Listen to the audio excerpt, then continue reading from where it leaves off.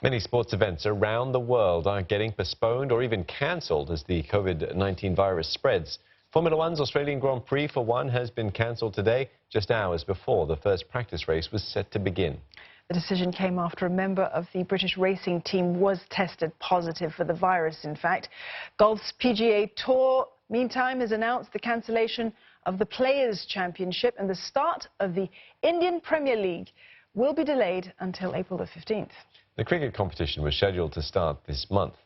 And the future of the Tokyo Olympics has again been questioned, this time by US President Donald Trump.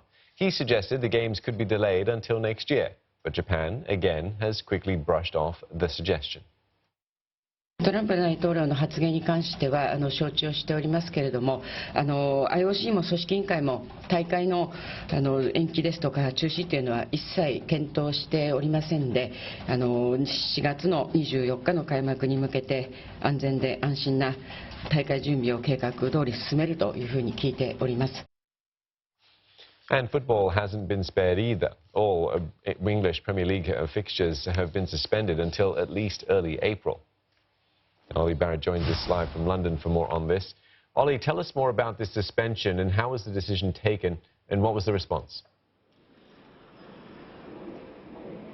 Well, on Thursday, the Premier League was still saying that the full Premier League fixture list at the weekend was going to go ahead as planned. And that was because the government advice here in the UK at that point was still that mass gatherings they didn't believe were worth stopping, that it wouldn't have a huge effect on the spread of COVID-19 in England and the United Kingdom. But then we got that news that the Arsenal manager Arteta had tested positive for coronavirus.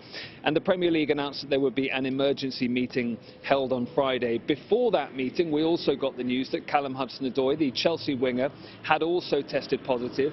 Both Arsenal and Chelsea therefore had a number of first-team players, but also the coaching staff and staff at the two clubs as well, into isolation. It became clear that as the Premier League were meeting, it was not going to be sustainable to have the round of fixtures this weekend, and the decision was taken to call off the Premier League until April the 4th. The FA saying in a statement the decision is being made purely on the number of cases requiring self-isolation and the impact on facilities. So a clear sign there that this is about playing staffs and the fact that they can't go ahead with matches with players and staff simply not available. What reaction have we had from clubs and sponsors, Solly? Clubs are broadly supportive of this move. In fact, we've heard from Watford manager Nigel Pearson saying that he believes it should have been taken earlier. He believes there's been a lack of leadership from the Prime Minister Boris Johnson. At the same time, there's so many questions left to be answered. What happens if the Premier League can't resume? Do Liverpool become champions or not? Down in the Championship, do Leeds United get promoted back to the Premiership after all these years? In League One, Wycombe Wanderers trying to get into the Championship for the first time in their history. Does that happen or not? Do they get the ability to finish off this season in some way? And in those lower leagues, League One and League Two, where they rely on gate receipts and people coming to the matches at weekends, that's going to have a huge impact on clubs' finances. We may well see jobs going. We may well see some smaller clubs in England, maybe even some larger ones, going bust. Looks like more questions than answers. Let's hope they get answered suitably in time to come. Ollie, thank you very much for that. Ollie Barrett there speaking live for us in London.